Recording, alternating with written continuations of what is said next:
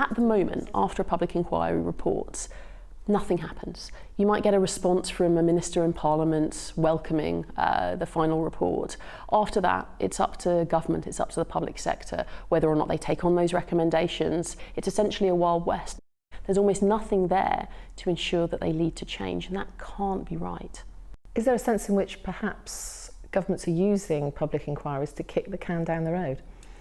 I think that public inquiries are always going to take time. The kind of issues that they're exploring are really complex. I mean, if you take the COVID inquiry, it's quite difficult to imagine that you could really do justice to an issue of that complexity in 6 months.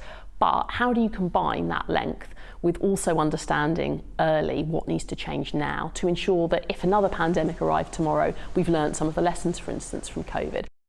What are the solutions? How do we improve the system?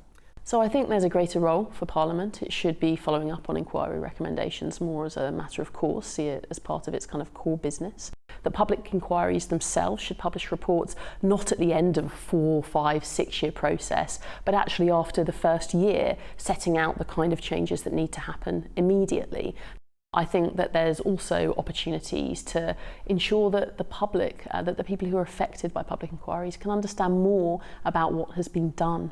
Should the recommendations from public inquiries be binding, do you think? Should there be some kind of enforceability about it? So I'm not sure they should be binding, because actually in some instances a public inquiry will come up with recommendations for very good reason, but that perhaps go too far or are going to have unintended consequences. But it absolutely should be part of the course that government has to fully respond and set out whether or not it's taking on recommendations. If not, why not?